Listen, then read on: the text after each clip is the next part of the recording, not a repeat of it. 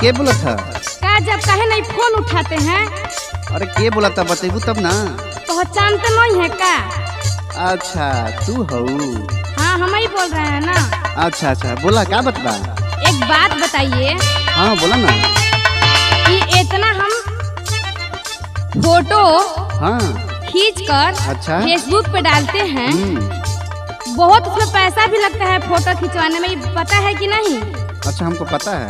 Parlour में जाते हैं, फेशियल कराते हैं, क्रीम पाउडर लगाते हैं, तब फोटो खिंचवाते हैं। हाँ कुल बाबू के पैसा खर्चा कर दिलू। हाँ आपको क्या हो रहा है सुनिए। हाँ सुनाइए।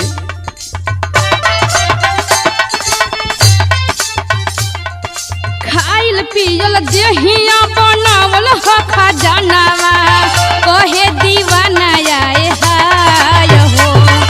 खाइल पियल देहिया बनावल ह खजानावा, कहे दीवाना आए हाय हो। खाइल पियल देहिया बनावल ह खजानावा, कहे दीवाना आए हाय हो। सुन रहे हैं ना? एकदम सुन रहे हैं। खाइल पियल देहिया बनावल ह खजानावा, कहे दीवाना आए हाय हो। हम हई रानी तू हमार हव राजा, एक बेरी कह टाटा बाय हो।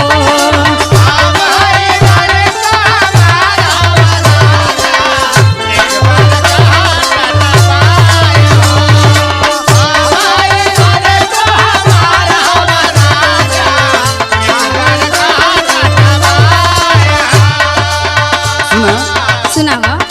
जान तो बात कहा। हाँ अरे हाथ सके तू गिलना हा। अच्छा इतनी घड़ी इतना महंगाई हो गई बा सिम के हाँ नु। कि रिचार्ज हम नहीं कर पावत। हाँ कहाँ से करी कैसे करी बताब। तो अपने पापा के पैकेट में से ले लेवे के चाहिए ना। ये काम रह गइल बा। तो का करबो? सुना बताओ तुम। सुनावा।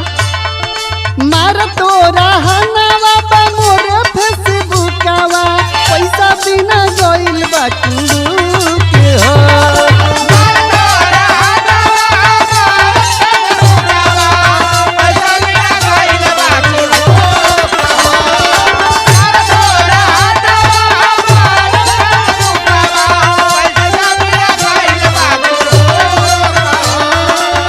सुना तारू ना।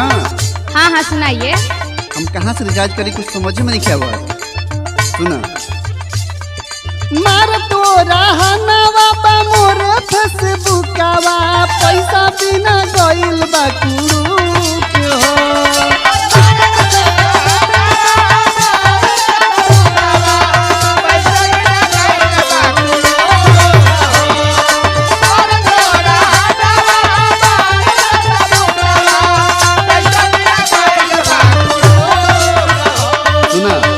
सुनाइए। नीक बाकी बाउर तोहर छोड़ल फोटोआ, देखी कैसे सुघर सागर रूप हो। अच्छा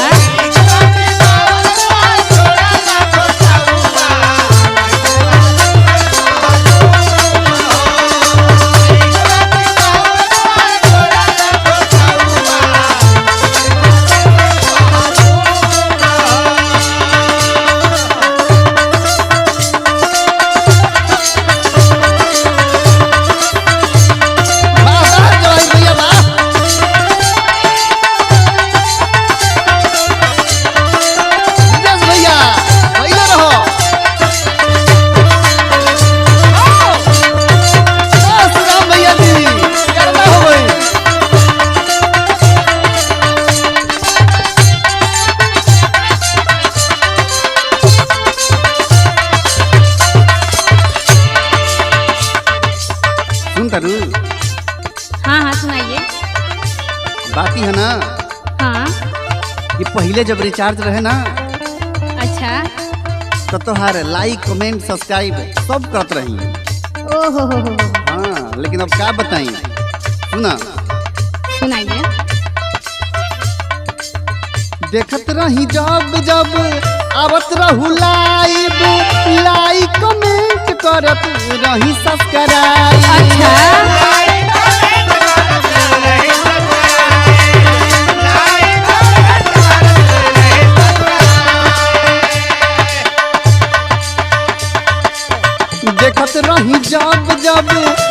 करत रहू लाइव, लाइक कमेंट करत रही सब्सक्राइब। ओके सुनला सुनाइए।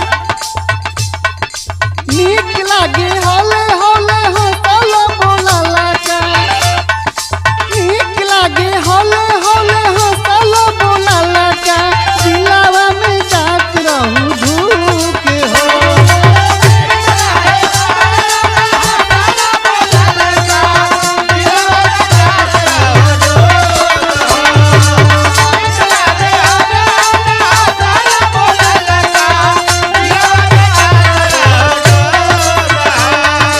नीक बाकी बाउर तोहर छोड़ल फोटोआ, देखी कैसे सुघर सागर रूप हो।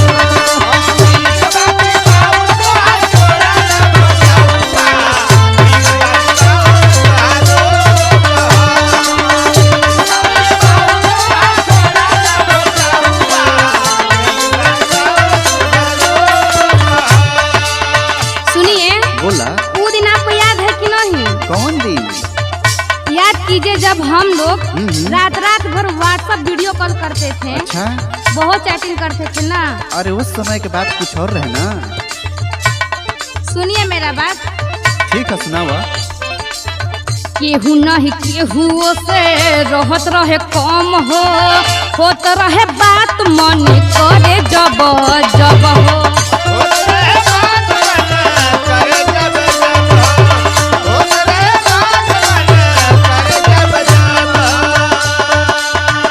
ध्यान से सुन लीजिए इस बात को, ठीक ना? ओके।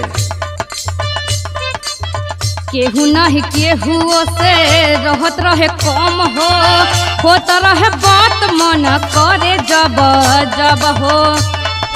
आगे सुनिए। सुनाइए। पवन तैमूरी कहे पंकज अभियंता, हाली ले तो दुल्हन बनाय हो।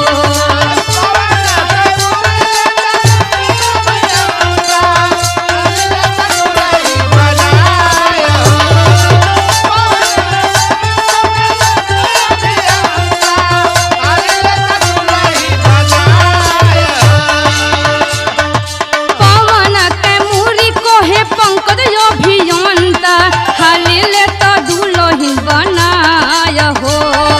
हम हई रानी तू हमार हव राजा, एक बेरी कह टाटा बाय हो।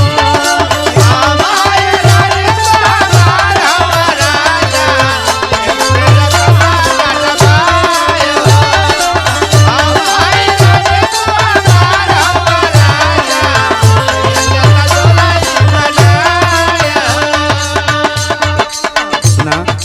सुनाइए। नीक बाकी बाउर तोहर छोड़ल फोटोआ, देखी कैसे सुघर सागर रूप हो। अच्छा